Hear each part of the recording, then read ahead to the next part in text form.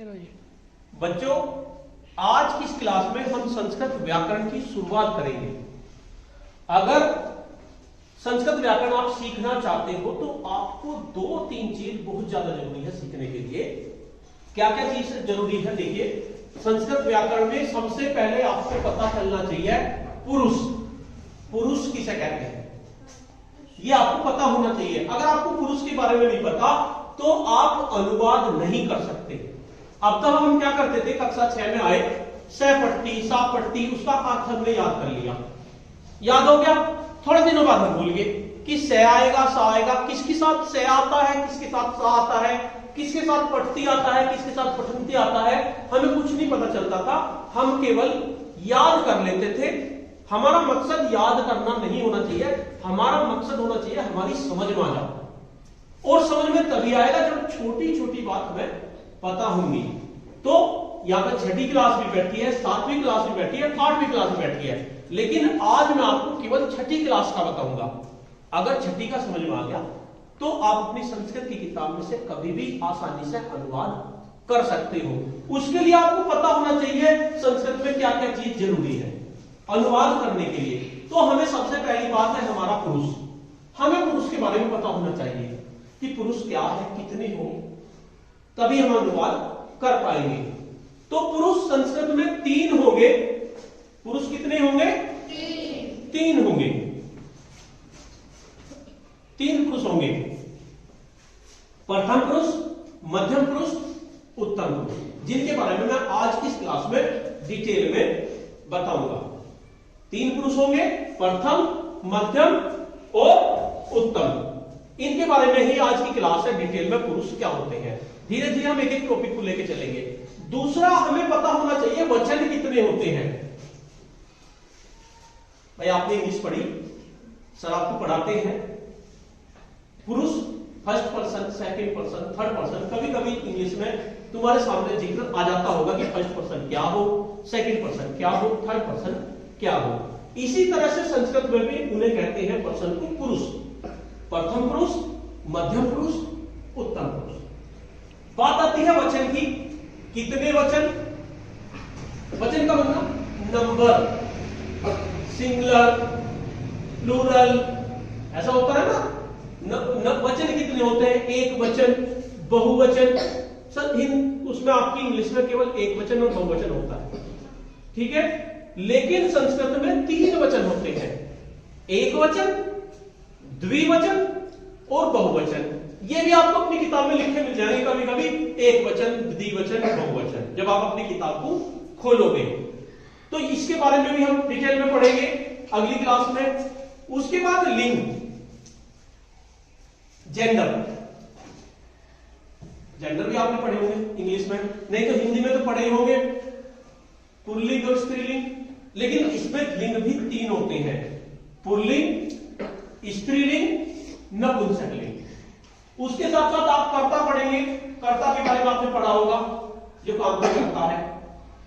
उसके बाद धातु यानी क्रिया, क्रिया भी आपने पढ़ी होगी, पढ़ी है, गो एंड गोन। फर्स्ट उसमें गो, उसमें एंड, उसमें गोन। इसी तरह इसमें भी क्रिया होती है, क्रिया को यहां पे कहते हैं धातु। उसके बाद कर्म, कर्म का मतलब ऑब्जेक्ट।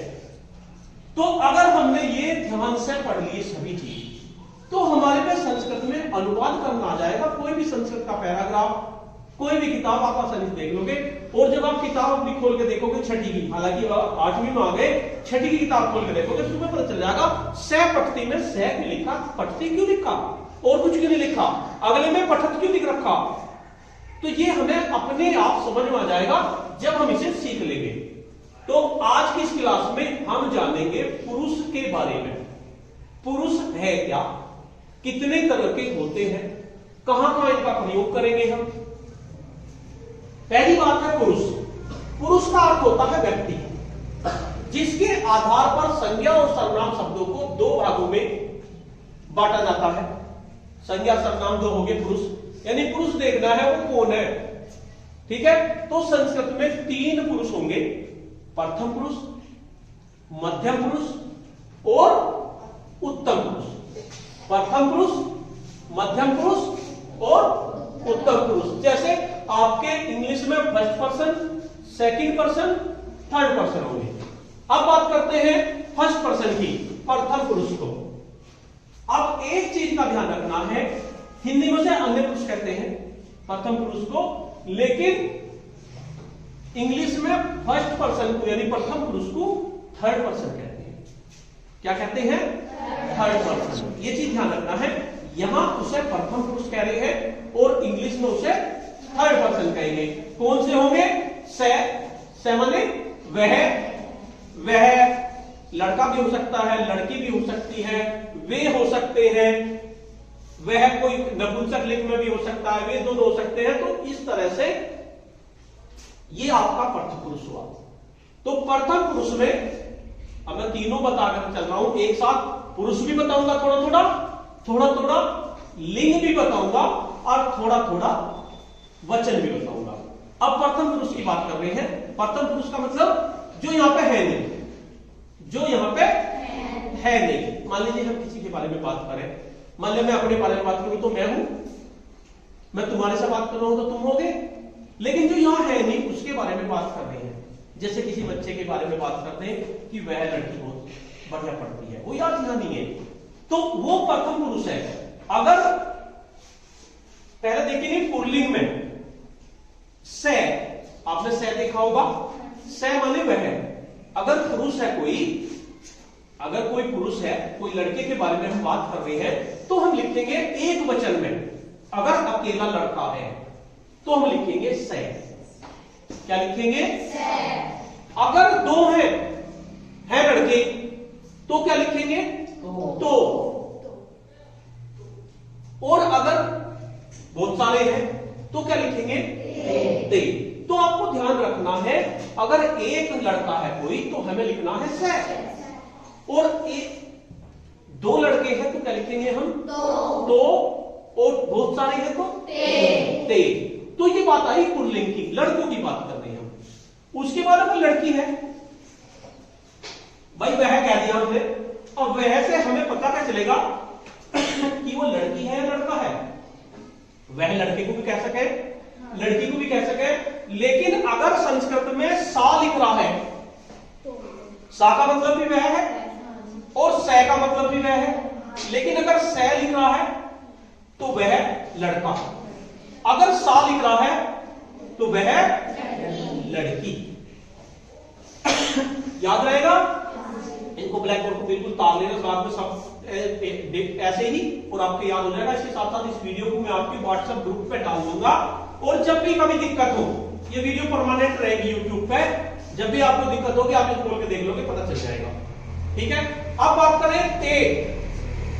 वे दोनों कौन हो? वे दोनों लड़की, वे दोनों लड़की। अगर तो लिख रहे हैं, दो मात्रा है तो लड़की, वे दोनों। अगर एक मात्रा है तो वे दोनों लड़की। उसके बाद ते माने वे शब्द, बहुत सारे लड़के थे वे। अगर ता लिख दिया तो वे शब्द, बहुत सारी लड़की। यानी जब हम लड़की के बारे में करेंगे, अनुवाद करेंगे, तो अगर एक लड़की के बारे में बात करेंगे तो सा लिखेंगे, दो लड़की के बारे में बात करेंगे तो ते लिखेंगे, और अगर बहुत सारी लड़की के बारे में बात करेंगे तो ता। इसमें दो बिंदी लगेंगी। ठीक है? उसके बाद तीसरा लिंग है हमारा नपुंसक लिंग, क्योंकि संस्कृत में 3 लिंग होते हैं। नपुंसक लिंग क्या मतलब वह है, ना लड़का है ना लड़की है, उसका लिंग का ही नहीं हमें पता चल रहा, तो तब हम से या सा नहीं लिखेंगे, तब हम लिखेंगे तक।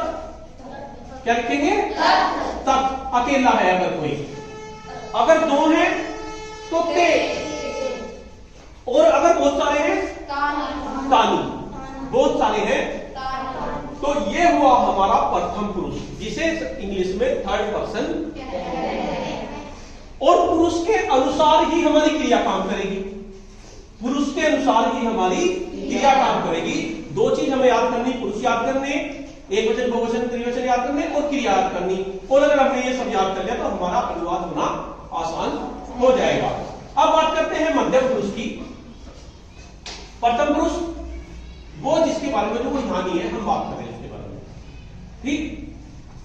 मध्यम पुरुष तुम, जैसे तुम्हें मैं पढ़ा रहा हूं तो तुम हो गए मध्यम पुरुष। ठीक है? तुम्हारे बारे में बात कर रहे हैं। तो अगर इसमें भी क्या होगा, तुम, मैंने कहा तुम, मैंने तुम कहने का मतलब क्या है, इस अकेली लड़की को भी मैं तुम कह सकूं, दो को खड़ा करके भी तुम कह सकूं, और सारों को भी तुम कह सकता हूं मैं, ठीक है। हालांकि इसमें जो अपने बराबर के हो उन्हें सम्मान देने के लिए आप भी कहते हैं हिंदी में, तो उसके लिए अलग अलग संस्कृत होती है, वो बात की बात है।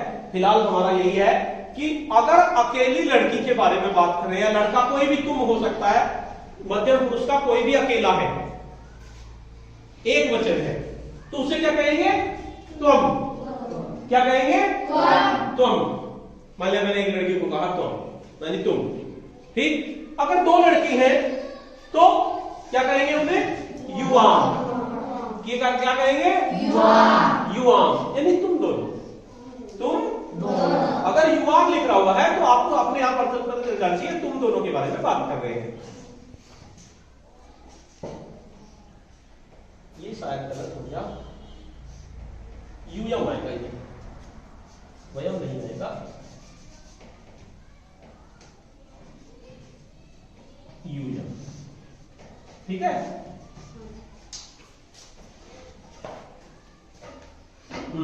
यूयम, यानी कि अगर वो सब तुम सारों के बारे में बात करूं मैं तो क्या कहेंगे, यूयम, तुम सब। तो ये हो गया हमारा मध्यम पुरुष, ठीक है। प्रथम पुरुष हो गया जो यहां है, द्वितीय पुरुष हो गया, यानी मध्यम पुरुष आपका हो गया कौन, तुम्हारे बारे में, ठीक है। अब बात करते हैं मेरे बारे में। जब उसके बारे में बात होगी, तुम्हारे बारे में बात होगी, तो मेरे बारे में तो होनी चाहिए। मेरे बारे में मतलब मैं या हम दोनों, एक और मास्टर जी हो गई, हम दोनों या सारे जितने भी टीचर हैं हम सब। लेकिन ये तुम भी हो सको अगर तुम किसी से बात कर रहे हो, यानी जो बोल रहा है, जो बोल रहा है वो होगा हमारा उत्तम पुरुष, जो सुन रहा है वो क्या होगा, मध्यम पुरुष। आप इस टाइम सुन रहे हो, आप क्या हुए, मध्यम पुरुष। और मैं बोल रहा हूं उत्तम पुरुष। अगर मैं कहूं मैं, तो क्या आएगा, अहम। क्या आएगा, अहम। अगर हम दोनों, आवाम, आवाम का मतलब हम दोनों, और वयम से हमारा मतलब है हम सब। अहम, अहम माने में एक वचन में, द्विवचन में आवाम हो जाएगा, और त्रिवचन में या बहुवचन में वयम हो जाएगा। ये सारे, ये एक वचन हुए, ये द्विवचन हुए, ये बहुवचन हुए, यानी एक वचन, द्विवचन, बहुवचन, और स्त्रीलिंग, पुल्लिंग, नपुंसकलिंग आपके हो गई है, ठीक है। तो ये हमारा हुआ पुरुष, ठीक है। अब पुरुष के अनुसार क्रिया लगेगी हमारी, अब पुरुष के अनुसार हमारी क्रिया लगेगी। किस तरह से लगेगी, हालांकि अनुवाद हम बाद में सीखेंगे, लेकिन ये टॉपिक बहुत महत्वपूर्ण है, अगर आप समझ जाओगे। अब आते हैं यहां पर, देखिए ये प्रथम पुरुष हमने लिए, ये मध्यम पुरुष हो गया, ये हमारा उत्तम पुरुष हो गया, ठीक। ये आपका एक वचन, ये आपका द्विवचन, ये आपका बहुवचन। अब एक धातु हमने ले ली, एक क्रिया ले ली, पढ़ना। क्या ले ली हमने, पढ़ना। भाई पढ़ना, पढ़ना, तो पढ़ने की स्पेलिंग क्या होगा, रीड। उसकी first form, second form, third form, इसी तरह इसमें first form, third form, second form. अब देखो एक वचन में लिखा जाएगा पठती, क्या, पठती, पठती। अब प्रथम पुरुष की बात करें अगर हम, प्रथम पुरुष की, स पठती, स पठती, वह पढ़ता है, सा पठती, वह पढ़ती है। आ तो पढ़ती रहा, लेकिन अगर स लिख दिया तो लड़का है, वो चल गया, लड़का पढ़ रहा है, स पढ़ती। उसके बाद सा पढ़ती, और तब पढ़ती, वह पढ़ता है। अगर नपुंसक लिखा है तो तब पढ़ती, ठीक है। तो इस तरह से एक वचन में क्या आएगा, पठती। एक वचन में क्या आएगा, पठती। अब बात करें दो लड़की पढ़ रही है या दो लड़के पढ़ रहे हैं या दो कोई भी नपुंसक लिंग वाले पढ़ रहे हैं, दो है देखिए, क्या है? दो है। तो क्या लिखेंगे? तो सबसे पहले दो की अंग्रेजी आएगी, दो यानी दो लड़के, तो पढ़ते, तो पढ़ते, ते पढ़ते, ते पढ़ते, यानी दो लड़के पढ़ रहे हैं तो ते पढ़ते हैं, या नपुंसक लिंग वाले दो हैं तो ते पढ़ते हैं। ठीक है, हमें पता चल जाएगा अगर पढ़ती आ रहा है, पढ़ती आ रहा है तो पता चल जाएगा एक वचन की बात है, अगर पढ़ते आ रहा है तो दो वचन की बात है, अगर पठंती आ रहा है तो बहुवचन की बात है। जहां भी पठंती आ गया इसका मतलब बहुवचन की बात कर रहे हैं। उसके बाद हमें यह भी पता है से का मतलब क्या है। अगर हमें मान लो इसका हिंदी का संस्कृत में अनुवाद करना पड़ता हो, वह पढ़ता है, तो हमने वह का तो हमें पता चल गया भाई से, लड़का है तो से लिख देंगे, लड़की है तो सा लिख देंगे, लेकिन पढ़ता है, वह पढ़ता है, अकेला लड़का, तो सीधी सी बात है हम पढ़ती लिखेंगे ना कि पढ़ते हैं। हमें पता चल गया दो लड़के हैं, तो दो का हमें पता है, दो को क्या कह रहे हैं? तो कहेंगे, ते कहेंगे, ते कहेंगे, क्या लिखेंगे? पढ़ते हैं। अगर बात करें बहुवचन की, ते माने वे सब, पठंती, वे सब पढ़ते हैं, तो हमें दो बात का पता चल गया, वे सब पढ़ते हैं। तो सबसे पहले वे सब की अंग्रेजी हमें पता होनी चाहिए, वे सब की अंग्रेजी क्या होगी? क्या होगी संस्कृत? वे सब की ते, अगर लड़कियां, अगर लड़के हैं ता, और अगर नपुंसक लिंग है तानी। ते पठंती, एक बहुवचन के साथ पठंती आएगी ना कि पढ़ती, ये चीज ध्यान रखनी है। ते पठंती, ता पठंती, तानी पठंती। अगर तानी पठंती हमें लिख रहा तो बता देंगे तानी कहां है, और पठंती तो बहुवचन मावे, ये तो हमें पता चली गया, एकदम पता चल जाएगा बहुवचन है, और तानी का मतलब वे सब पढ़ते हैं, निकल जाएगा। ये बात करी हमने प्रथम पुरुष की। अब बात करते हैं मध्यम पुरुष की। मध्यम पुरुष में संस्कृत में जो उसकी वो आएगी, क्या आएगी? पटसी। क्या आएगी? तुम। एक की बात कर रहे तो तुम की अंग्रेजी क्या होगी? तुम पटसी। तुम के साथ कभी भी पढ़ती नहीं लिखा मिलने का तुम्हें, या तुम के साथ कभी भी पढ़ता नहीं लिखा मिलने का, न पठंती मिलेगा, तुम के साथ पटसी लिखा मिलेगा। ठीक है। अगर वर्तमान काल की बात करें, वर्तमान काल की, काल भी याद रखने पड़ेंगे, वर्तमान काल की, तो पटसी,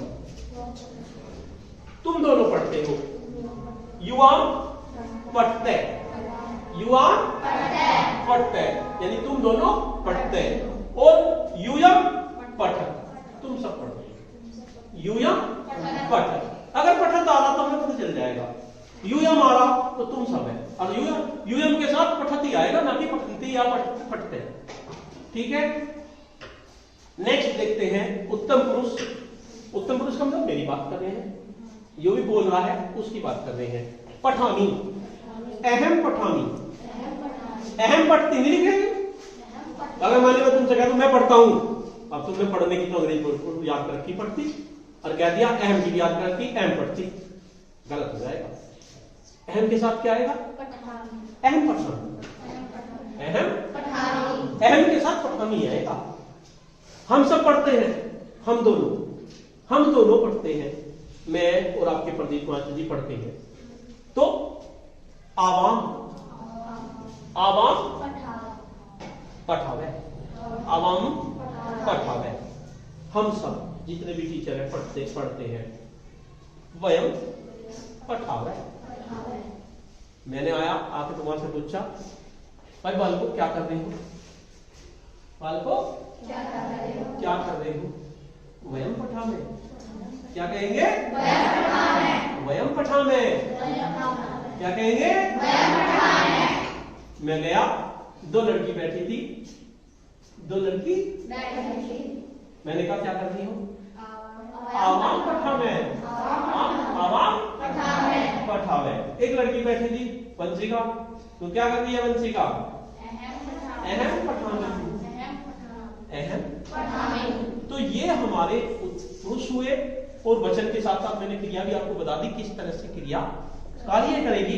धीरे धीरे जब आपके ये याद हो जाएंगे तो अगला टॉपिक हम शुरू करेंगे वचन का। वचन में कैसे होता है, हमें लिंग भी याद करनी पड़ेगी, कर्ता भी याद करनी पड़ेगी, धातु की क्रिया भी याद करनी पड़ेगी, ये भी याद करने पड़ेंगे कि भविष्य काल को क्या कहते हैं, भूतकाल को क्या कहते हैं, और भविष्य और वर्तमान काल को क्या कहते हैं। धीरे धीरे जब हम याद करनी शुरू कर देंगे। अब तो सबसे बड़ी बात यह है कि आपको वह की अंग्रेजी पता होनी चाहिए। लड़का है सैद, लड़की है साफ, नपुंसकलिंग है तद, दोनों की क्या है। तो ये सब आपको अपनी कॉपी पे उतार लेना है, और इसके साथ साथ इसकी वीडियो मैं आपके व्हाट्सएप ग्रुप पे डाल दूंगा यूट्यूब पर अपलोड करके। और फिर जब भी मन करेगा, मान लीजिए तुम बड़ी क्लास में भी आ गए और कुछ समझ में नहीं आया मैं पुरुष क्या हूं, समझ में नहीं आ रही, तो एक बार देखोगे तो एक बार भी समझ में आएगा, क्योंकि ये क्लास हमने अपने आप करी है। जो अपने आप करी हुई क्लास देख लेते हैं दोबारा तो वो हमारी एकदम समझ में आ जाती है। तो कितने बच्चों की थोड़ा सा समझ में आया, हाथ खड़े करो। झूठे हाथ नहीं खड़े करने, सही बताने हैं। जिसकी समझ में नहीं आया वो इस वीडियो को 2 से 3 बार फिर देखना। इस वीडियो को 2 से 3 बार मैं आपके व्हाट्सएप ग्रुप पे से डाल दूंगा। जिसकी समझ में थोड़ा कम आया, पूरा तो नहीं आया होगा, पूरा तो 100%, लेकिन हमारा मकसद क्या होना चाहिए अगर हम पढ़ने जा रहे हैं, हमारा मकसद केवल कॉपी में काम करना। मैंने तुम्हें ब्लैक बोर्ड पे काम करवा दिया, तुमने कॉपी पे काम करके चेक करा लिया, वो मकसद नहीं होना चाहिए। हम जो पढ़ रहे हैं, पहली बात तो उसमें हमारा बताओ क्या होना चाहिए, मन लगना चाहिए। अगर मन नहीं लग रहा तो फिर पढ़ने का, खेलने का, किसी भी चीज का कोई फायदा नहीं। मन लगना चाहिए पूरा। भाई जब दिल से आवाज निकले, भाई संस्कृत पढ़नी चाहिए तभी मजा है। ऐसा नहीं है कि भाई मैंने तुम्हें जबरदस्ती बिठा दिया और तुम बैठे पढ़ रहे हाँ हाँ कर रहे, उसमें मजा नहीं है। तो पहली बात तो हमारा मन लगना चाहिए, जितना हम पढ़े उतना हमारे पे आ जाए। उसके बाद जब तो हम आगे बढ़ेंगे। जब हमारा मन लग जाएगा किसी भी चीज में तो वो हमें आसान लगने। अगर आप गणित भी करोगे, गणित में मन लगना शुरू हो गया तो सारी रात बैठ के गणित कर लोगे। अगर गणित में मन नहीं लगा, एक सवाल पटक गए तो जब ही नींद आ जाएगी। और अगर फटाफट फटाफट सवाल उठते जा रहे हैं तो मेरे साथ भी कई बार हुआ। पहले मैं तुम्हें गणित पढ़ाता था, वो अलग बात है, मैं संस्कृत पढ़ाने लगा। देखो मैं गणित का टीचर हूं, विज्ञान का टीचर हूं, लेकिन मैं संस्कृत पढ़ा रहा हूं। क्यों पढ़ा रहा? क्योंकि मेरा मन लग रहा। सब चीज आनी चाहिए, सब में मन लगना चाहिए। जिस सब्जेक्ट में मन लगना चला जाएगा उसमें तुम अपने आप कहना जी टेस्ट ले लो, सुन लो। तो इसलिए ये वीडियो 2 से 3 बार देखोगे तो तुम्हारी समझ में आ जाएगी। और फिर भी कोई समझ में आप मेरे से दोबारा पूछ लेना, दोबारा एक क्लास फिर दोबारा से कर लेंगे, ठीक है। तो पुरुष के बारे में तुम्हें पता होना चाहिए, कितने पुरुष होने चाहिए या होते हैं, ठीक है। तो आज की क्लास में इतना ही, इसे सब अपनी कॉपी में उतार। धन्यवाद।